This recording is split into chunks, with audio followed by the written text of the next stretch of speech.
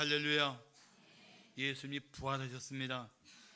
사실 제자들이 예수님이 돌아가신 후에 3일 동안은 그들은 깊은 절망의 어둠 가운데 빠져 있었습니다.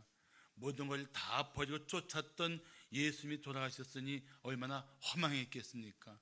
그렇게 자기들의 삶이 같이 끝난 것처럼 깊은 늪에 던져진 상태였습니다. 그런데 그들에게 예수님이 다시 살아나셨다는 이 외침은 얼마나 그들에게 큰 기쁨이고 또 그들 마음에 얼마나 놀라운 하나님의 역사를 경험한 순간이 되었겠습니까? 기독교는 부활의 종교입니다. 빈 무덤은 예수님이 다시 살아나셨다는 것을 보여주는 확고한 증거입니다. 무엇보다도 예수를 다시 만난 후에, 부활하신 예수를 만난 후에 변화된 제자들이 놀라운 증인들입니다. 사실 예수를 만난 사람들은 다 변했습니다. 예수님을 살아계실 때 만난 사람들도 변했지만 부활하신 예수님을 만난 후에 사람들은 놀랍게 변했습니다. 그 놀라운 역사가 지금도 계속되고 있습니다. 무슬림 전도자 중에 탐 도일이라는 목사가 있습니다. 그러니까 이슬람교를 믿는 사람들을 무슬림이라고 말합니다.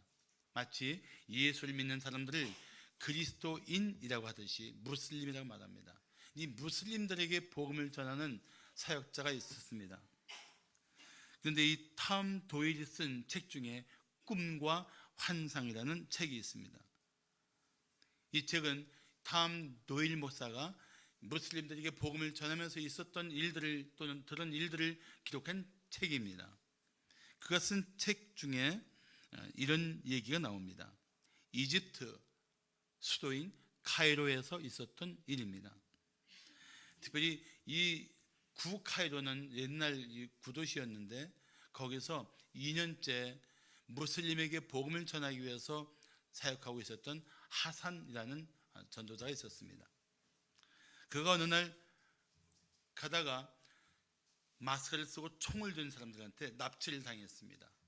그래서 다가오더니 길에서 죽지 않으려고 하던 아무 소리 말고 따라오라 그래갖고 꼼짝 못하고 끌려간 곳은 골목길 안쪽에 깊은 곳에 있는 낡은 창고였습니다.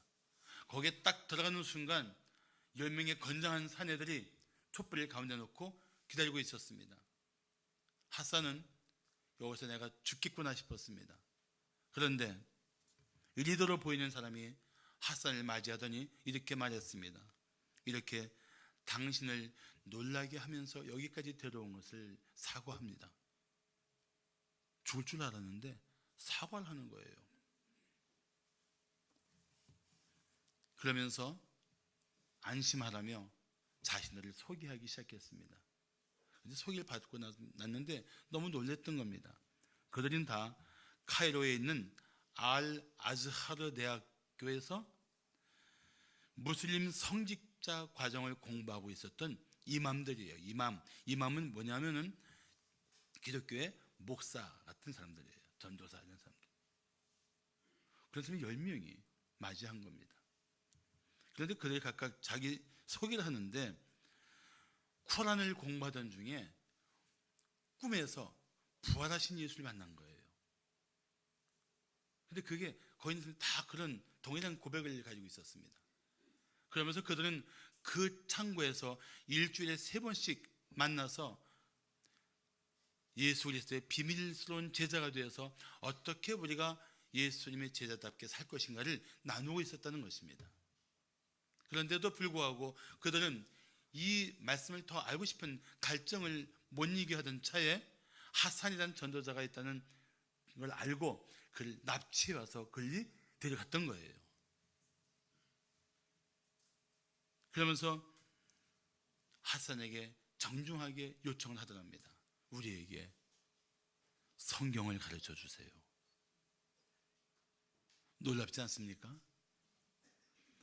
부활하신 예수님을 만난 사람들에게 이런 생명을 건 변화가 있었단 말이죠. 무슬림 사회에서 예수를 믿는다는 것은 그것이 들통나면 죽음을 의미할 만큼 심각한 일입니다. 성경 속에도 그런 대표적인 인물이 있지 않습니까? 예수 믿는 사람들을 잡아 죽이기 위해서 살기 등등하여 다메섹으로 가다가 부활하신 예수를 만난 사람 누구죠? 맞습니다. 사도 바울. 사도 바울이 그렇게 부활하신 예수를 만나고 완전히 삶이 180도 바뀌었잖아요. 부활하신 예수를 진실로 만난 사람은 변하지 않을 수가 없습니다.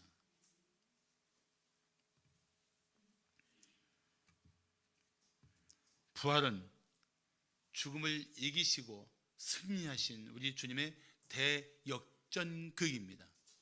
갈보리 십자가에서 예수님이 돌아가실 때만 해도 사탄은 쾌재를 불렀을 것입니다. 예수님 못 박은 사람들은 기뻐했을 것입니다. 이제 모든 것이 끝났다고 생각했을 것입니다. 근데 끝난 것이 아니라 오히려 더 놀라운 하나님의 역사가 일어났습니다. 예수님이 다시 살아나신 것입니다. 할렐루야. 우리는 이 부활하신 예수를 다시 한번 마음에 새기면서 이제 이 부활하신 예수, 부활의 주님을 자랑하고 기뻐하며 전할 수 있는 그런 그리스도인들이 되어야 합니다. 부활은 나사로처럼 다시 살아났다 죽는 것을 의미하는 것이 아니고, 부활은 다시 새로운 몸을 입고 살아난 후에 영원히 죽지 않는 것입니다. 이 진정한 부활이에요. 자, 예수님의 부활이 주는 의미가 있는데 그 의미가 무엇일까요? 첫째, 죽음의 권세를 이기신 것입니다. 사람들은 죽으면 끝이라고 생각합니다. 과연 그럴까요? 그런데 죽음은 끝이라고 생각하는 것 때문에 그것 때문에 죽음을 더 두려워합니다. 영원한 단절이라고 생각하기 때문에 더 그렇습니다. 성도들은 어떤가요? 성도들도 물론 죽음이라는 엄연한 현실 앞에 두려워할 수 있습니다. 그렇지만 성도들은 이 죽음의 두려움을 이겨낼 수 있는 놀라운 믿음이 있습니다. 그 믿음이 바로 부활의 믿음입니다. 그 부활의 믿음 때문에 죽음에 직면했을 때 흔들릴 수 있지만 그 죽음의 두려움을 마침내 이겨낸다는 것입니다.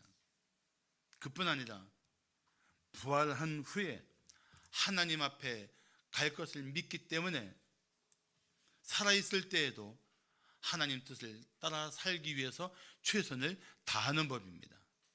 부활은 단순히 죽음을 이기는 승리로운 힘일 뿐 아니라 부활은 오늘 우리가 어떻게 살아야 할지를 깨우쳐주는 그런 부활의 영성이 있다는 것입니다. 자, 오늘 1절을 보시면 안식 후 첫날 새벽에, 자, 안식일은 무슨 요일인지 아시죠? 토요일입니다. 토요일 다음 날이 무슨 요일일까요? 일요일인데 우리 주님이 부활하신 날이기 때문에 우리는 주일이라고 말하면서 주일을 지키는 겁니다.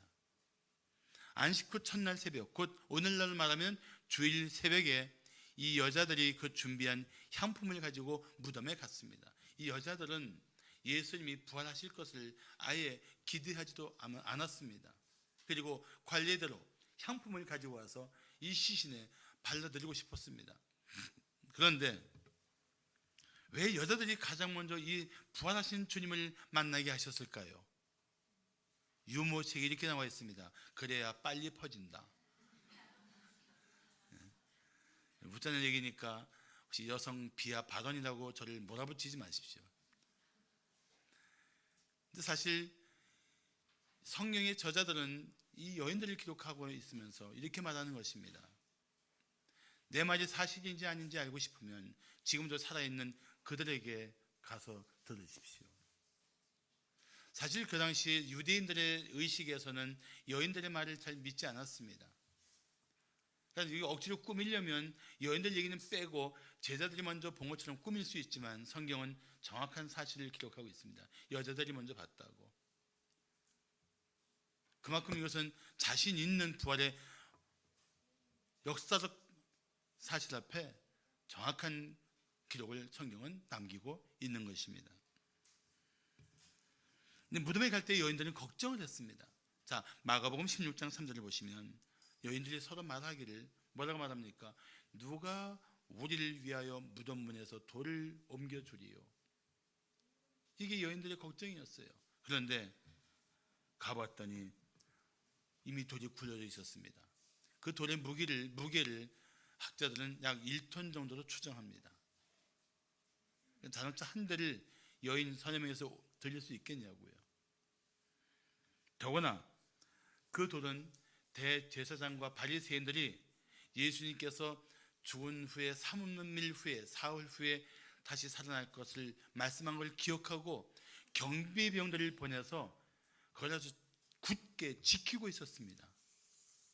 그러니까 쉽게 돌을 굴릴 수 있는 힘이 있다고 접근할 수 있는 상황이 아니었다는 것입니다. 그런데 마태복음 28장 2절과 3절을 말씀하기를 큰 지진이 나서 주의 천사가 하늘로부터 내려와 돌을 굴려내고 그 위에 앉았는데 그 형상이 번개 같고 그 옷은 눈같이 휘었다고 말씀하고 있습니다.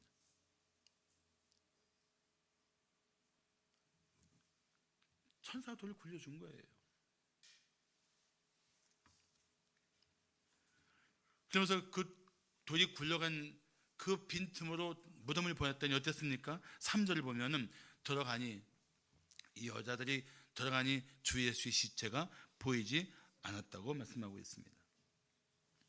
그래서 예수 시체를 못 보고 근심하는 여인들에게 천사가 뭐라고 말합니까? 5절을 보시면 여자들이 두려워 얼굴을 땅에 대니 천사 존재 앞에 두려워하니까 그 두 사람이, 이 두 천사가 말합니다. 어찌하여 살아있는 자를 죽은 자 가운데서 찾느냐. 다시 말하면 이런 뜻입니다. 예수님은 다시 살아나셔서 여기 계시지 않는데 왜 그분이 돌아가셔서 여기 계신 것처럼 여기서 찾고 있느냐. 예수님은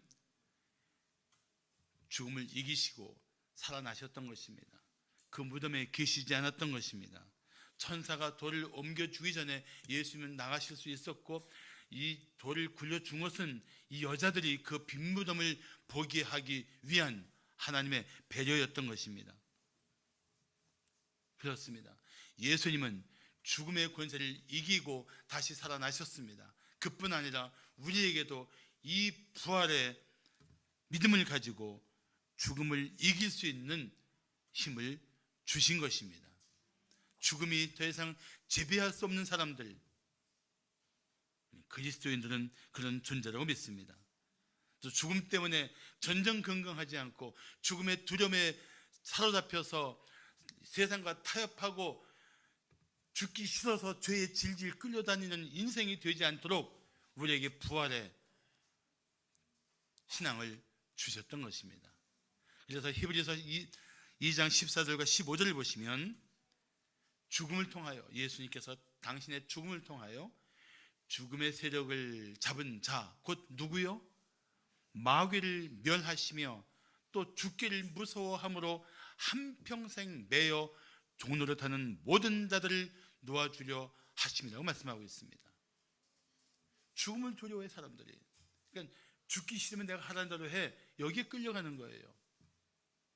죽지 않으려고 버둥거리다 보니까 하나님 뜻보다는 죽지 않기 위한 방법에 더 마음을 뺏기는 거예요. 그런데 부활은 우리들에게 이런 확신을 주고 있습니다. 죽음은 끝이 아니야.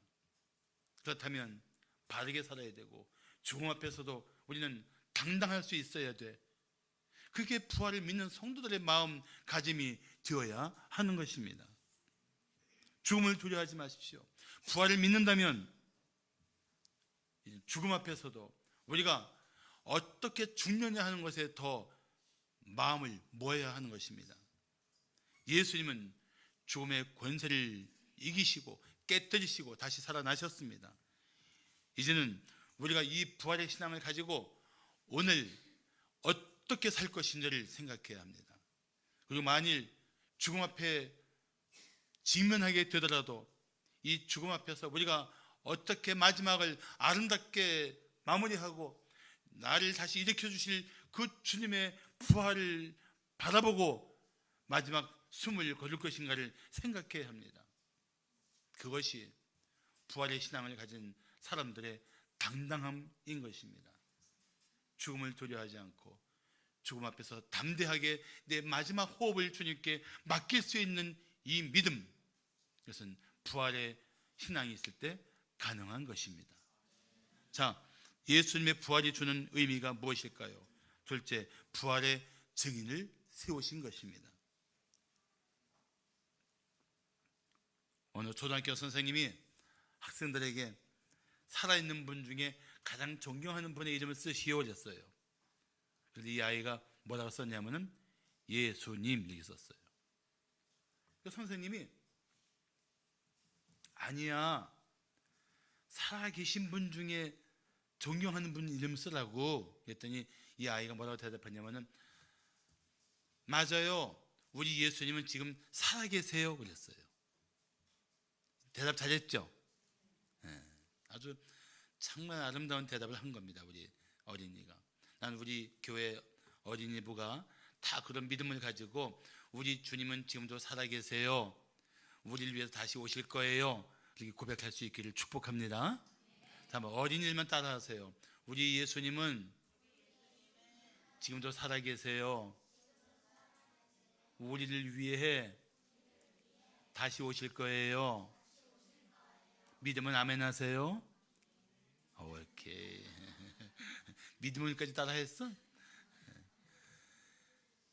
정말 그렇습니다. 우리 이 믿음을 아주 어릴 때부터 입술로 고백할 수 있어야 돼요.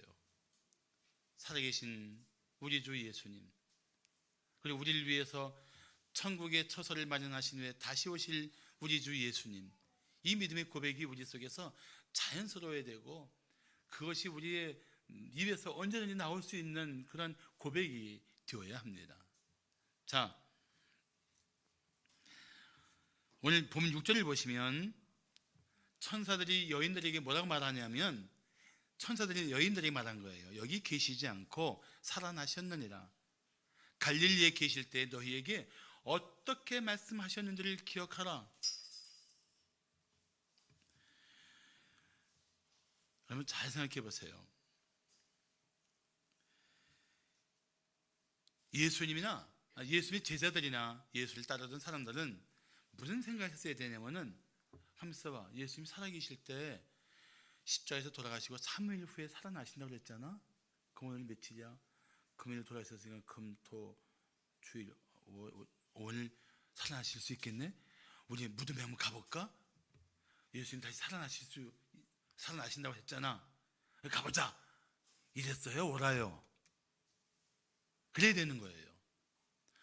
예수님 말씀하셨잖아요. 3일 후에 살아나신다고 그랬으면 가야죠. 무덤 앞에서 딱 막 축 다시 사신 예수님 프랭카드 붙여놓고 예수님 보시면 할렐루야 예수님 이렇게 했어야 되는데 그게 아니었어요. 부활을 믿지 않았습니다. 여러분 잘 들어보세요. 하나님의 약속의 말씀을 잊어버리면 절망의 자리에서 어떤 소망도 가질 수 없습니다. 반대로 하나님의 약속의 말씀을 굳게 믿으면 죽음보다 더한 고통스러운 삶의 늪에서도 우리는 소망을 붙들고 마침내 일어서게 될 것입니다. 지금 이 제자들이나 이 여인들에게는 그 주님의 약속에 대한 이 믿음을 잃어버린 거예요. 이 죽음이, 예수의 죽음이 한순간에 그들의 머리를 백지장을 만들었던지 아니면 죽음이라는 현실 앞에 믿음이 무너져 내렸던지 어쨌든 그들은 부활을 믿지 않았던 것입니다. 그래서 오늘 7절과 8절을 보십시오. 천사들이 말합니다. 이르시기를 인자가 죄인의 손에 넘겨져 십자가에 못 박히고 제3일에 다시 살아나야 하리라 하셨느니라 한데 그들이 예수의 말씀을 기억하고, 아 맞아, 예수님이 돌아가시고 3일 후에 살아나신다 그랬지. 기억한 거예요. 그걸 기억했어요. 그때 기억했어요. 그때 그 순간 여자들 마음속에 환희가 넘치기 시작합니다. 주님의 죽으심 앞에 슬퍼하던 그 슬픔은 이제는 기쁨으로 바뀌었습니다. 죽음의 어두움은 사라지고 생명의 빛으로 그들의 마음이 밝아졌습니다. 그들의 마음에 놀라운 마음이 생긴 거예요. 맞아, 예수님 말씀하신 대로 다시 살아나신 것이로구나. 예수님이 다시 살아나셨어. 이 여인들의 고백이에요. 예수님 다시 살아나셨어.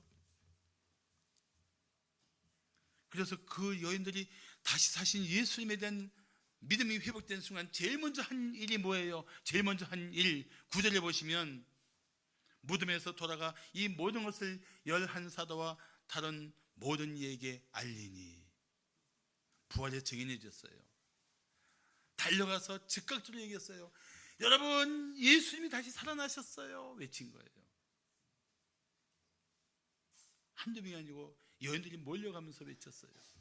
11제자에게, 다른 모든 사람들에게 예수님 다시 살아나셨다고 외치기 시작했습니다. 예수의 증인의 첫 외침이 시작된 거예요.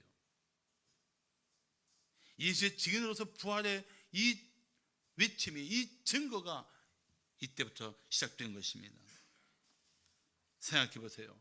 이토록 엄청난 부활을 목격하고 어떻게 잠잠할 수 있습니까?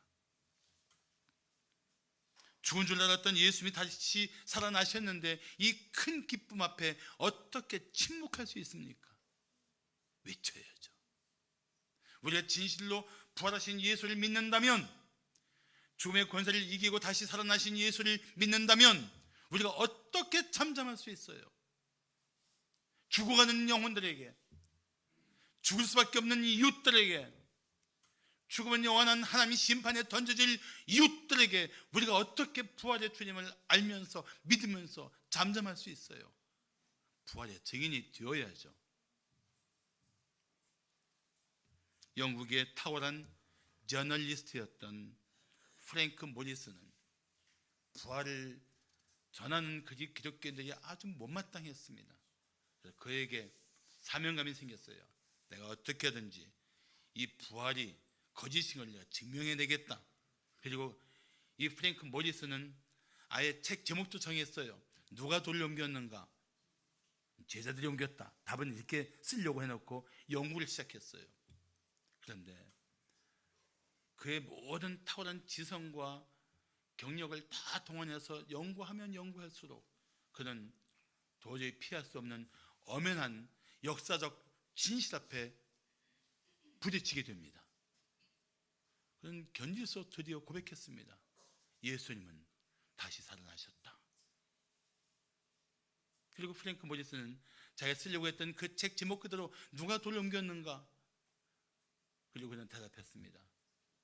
부활하신 주님을, 그분이 더 이상 죽음에 지배받지 않는 다시 살아나신 주님이심을 보여주기 위해서 천사가 돌을 옮기고 사람들로 빈 무덤을 보게 했다.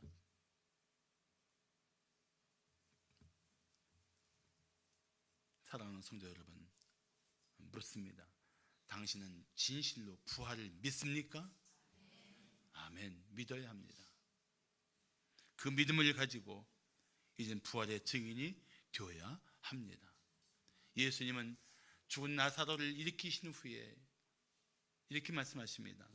예수께서 이르시되, 일으키실 때 이렇게 말씀하십니다. 나는 부활이요 생명이니 나를 믿는 자는 죽어도 살겠고 무릇 살아서 나를 믿는 자는 영원히 죽지 아니하리니 이것을 내가 믿느냐. 부활이시기 때문에 죽은 자도 살리시고 생명이시기 때문에 살아있는 자는 영원한 생명을 누릴 것이라는 약속입니다. 당신의 대답 무엇입니까? 이것을 내가 믿느냐? 우리 뭐라고 대답해야 될까요? 아멘. 주여 제가 믿습니다. 마지막으로 예수님의 부활이 주는 의미가 무엇일까요? 셋째, 부활의 소망을 가지는 것입니다. 부활의 소망. 고 이동훈 장로님이 계셨습니다. 그분은 우린 새찬송가 574장 가슴마다 파도친다와 582장 어둠 밤 마음의 잠결을 작곡하신 신실한 그리스도인입니다. 그런데 그분이 어느 날 가다가 자기 악보가 바람에 날려서 그걸 주스러 차도에 들어서는 순간 난폭하게 운전하던 차에 치여서 큰 사고를 당했습니다. 그래서 안타까운 것은 이 운전자가 그 사고를 당한 장로님을 자기 차에 태우고 그 자리를 떠났길래 사람들은 병원을 모시고 간 줄 알았는데 다른 데 그냥 길에다 버려두고 도망간 거예요. 그리고 이동원 장로님 만났을 때는, 찾았을 때는 이미 숨진 상태였습니다. 그때 부인 김병숙 권사님께서 그 남편이 주스려고 했던 악보를 찾아봤더니 주 예수보다 더 귀한 것은 없는 악보였어요. 그 악보를 붙들고 울다가 내가 다시 부활한 내 남편을 만나게 될 텐데 내가 할 일이 있구나 깨달았습니다. 찬양 사역을 열심히 했어요. 그리고 나중에 김병숙 권사님이 이렇게 고백했습니다. 남편의 죽음 이후 부활의 아침 주님을 만난 여인들처럼 저는 남편이 못다 이룬 찬양 사역을 마무리해야 한다는 마음을 가졌습니다. 후에 천국에서 내 남편을 만나면 당신 목까지 내가 주님의 일을 했어요라고 말하고 싶어서 주님을 찬양하고 주님을 전하는 일에 최선을 다했다. 어떻게 이런 삶이 가능할까요? 난 부활의 소망을 가졌기 때문이라고 믿습니다. 부활의 소망을 가진 사람들은 죽음 앞에서도 더 내 남은 생애를 최선을 다해 살아야 할 이유를 가슴에 품게 되는 것입니다. 사랑하는 성도 여러분, 잊지 마십시오. 우리는 앞서간 성도를 다시 만나게 될 것입니다. 다시 만날 때는 영광스러운 모습으로 만나게 될 것입니다. 이 사실이 얼마나 위로가 됩니까? 이렇게 하나님의 나라에서 영원한 영광 중에 만난다는 사실이 얼마나 놀라운 소망이 됩니까? 얼마나 영광스러운 기대가 됩니까? 이 죽음을 이기고 부활의 소망 가운데 사는 믿음이 없이 어떻게 우리가 죽음을 이겨내고 이 땅의 어두운 권세를 이겨낼 수가 있겠습니까? 절망스러운 삶을 이겨낼 수가 있겠습니까?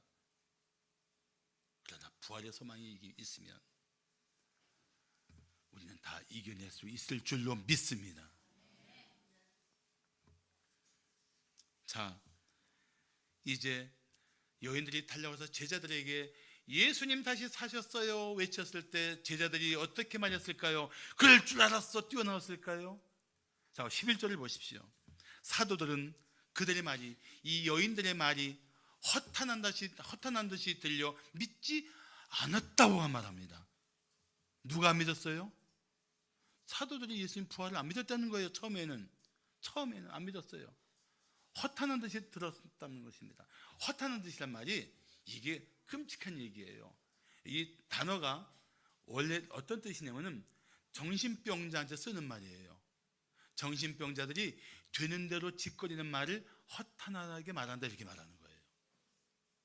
다시 말하면 이 사도들이 어떻게 들었냐면은 이 여자들이 새벽부터 미쳤나? 무슨 소리를 하고 있는 거야? 그런 거예요.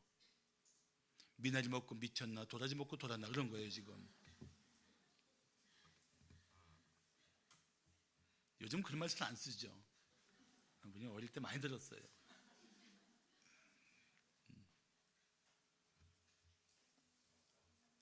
아니 정신 나간 사람들 아니야? 예수님이 다시 살아나셨다니 이게 무슨 소리야? 그렇게 받아들인 거예요 사도들이. 자, 그렇지만 들었으니까 궁금해서 달려갑니다. 무덤에 가는 거예요. 자, 그래서 12절 보시면 베드로는 일어나 무덤에 들어가서 구부려 들여다보니 세마포만 보이는지라 그 된 일을 놀랍게 여기며 집으로 돌아갑니다. 근데 이 같은 사건을 기록한 마태복음, 요한복음 20장 6절과 7절은 이렇게 말씀하고 있습니다. 시몬 베드로가 따라와서 무덤에 들어가 보니, 이 본다는 것에 여기서 자세히 들여다보는 거예요. 앞서 요한은 건성건성 봤어요. 베드로는 자세히 들여다봅니다. 보니까 세마포가 놓였어요.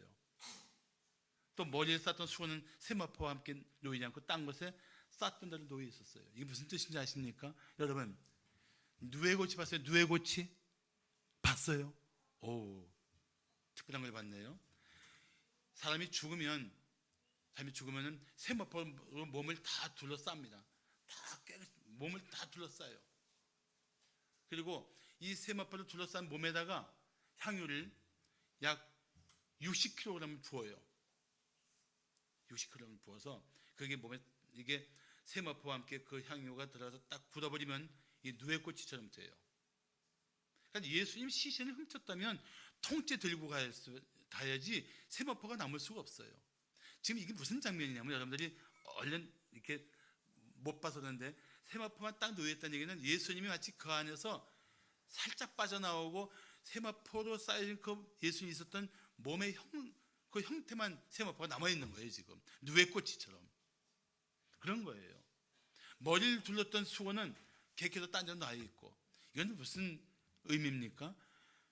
특별한 몸을 입고 이 죽음에서 일어나셨다는 거예요. 우리가 부활할 때 우리가 알아볼 수 있는 이 모습을 만날 거예요.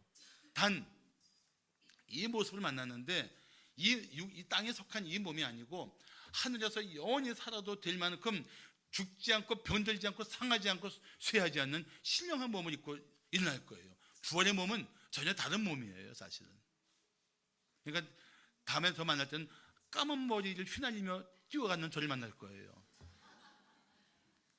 안경도 벗을 테니까 온전한 몸으로 신령한 몸을 입고 일어날 거예요. 그러니까 베드로가 그걸 본 거예요. 아니, 어떻게 이런 놀라운 일이 있어? 몸만 싹 빠져나가셨네. 그리고 나서 그들을 만나주시는 예수님, 부활하신 후에 예수님을 계속 만나면서 그들의 마음에 예수님의 부활의 확신을 가지고 그들은 더 이상 죽음을 두려워하지 않는 제자가 됩니다. 길죠? 나도 알아, 긴 거.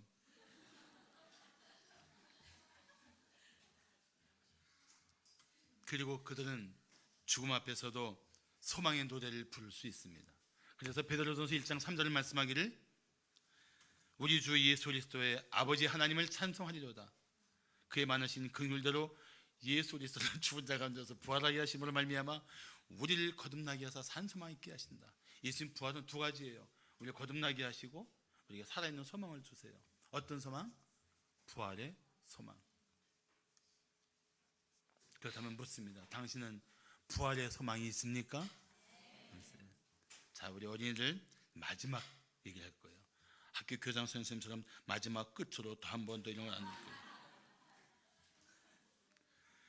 조니 에리슨 타다라는 분이 있습니다. 미국에 계신 분인데 이 여인이에요. 이 조니가 17살 때 수심이 낮은 곳인지 모르고 높은 데 다이빙 하다가 머리가 돌에 부딪히면서 이 목뼈가 부러졌어요. 저런 반응이 나와야 되는데 어른들은 그래서 어쩌라고. 난 그래서 우리 애들이 좋아요.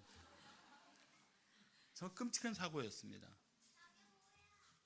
그래서 그 사고로 목뼈가 부러지면서 이 조니 에리슨 타다는 이 머리 밑에 어깨 이어는 전혀 몸을 쓰지 못하는 중증 장애인이 됩니다. 음식도 누가 먹여줘야 되고 몸도 씻어줘야 되고 배설물도 누가 받아줘야 되는 거예요. 자기 삶이 너무나 비참하고 괴롭고 힘드니까 죽여달라고 막 부르짖었습니다. 죽여주세요, 죽여주세요. 그런데 예수를 잘 믿는 친구 신디라는 친구가 있었어요. 그 신디가 어느 날 침대에 다가와서 조니에게 이렇게 말했습니다. 조니, 누구보다도 예수님은 너의 마음을 알고 계셔. 너는 결코 혼자가 아니야. 왜냐하면 예수님도 역시 몸을 전혀 움직일 수 없었던 때가 있었거든. 조니가 마음이 편치 않으니까 툴툴거리며 말합니다. 무슨 얘기를 하는 거야? 신디가 대답합니다. 사실이야. 예수님께서 십자가에 못 박히신 것을 기억해봐. 예수님은 채찍에 맞으셔갖고 등에도 상처 투성이었어. 주님도 자세를 바꾸거나 몸을 편하게 하고 싶었을 거야. 그런데 그렇게 할 수 없었어. 예수님은 십자가에 못 박혀서 전혀 움직일 수 없었거든. 그런데 신디 이 말이 조니의 마음에 큰 감동을 줍니다. 조니의 삶을 바꾼 메시지가 되었어요. 후에 존이는 이런 고백을 했습니다. 하나님이신 예수님도 나와 똑같은 괴로움을 당하셨구나 생각하니 위로가 되었다. 더구나 예수님이 나의 죄 때문에 십자가에서 온몸이 마비되는 고통을 당하신 것을 생각하니 예수님의 사랑이 깊이 느껴졌다.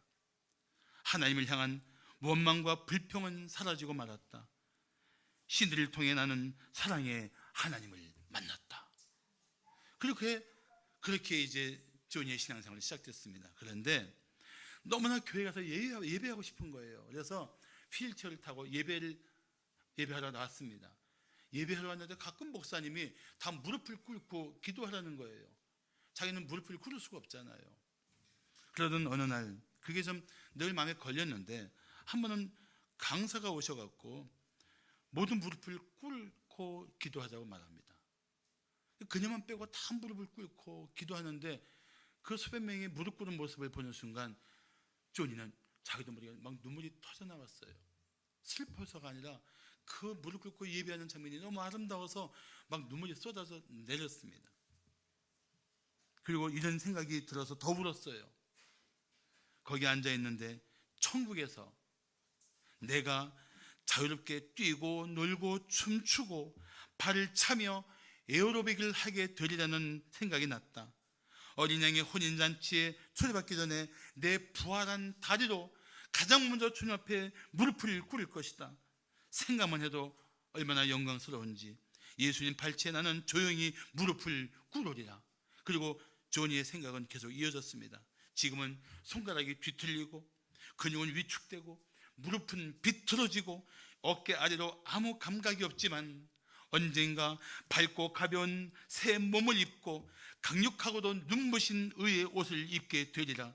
나처럼 척수를 다친 사람에게 부활이 어떤 소망을 주는지 당신은 상상이 가는가?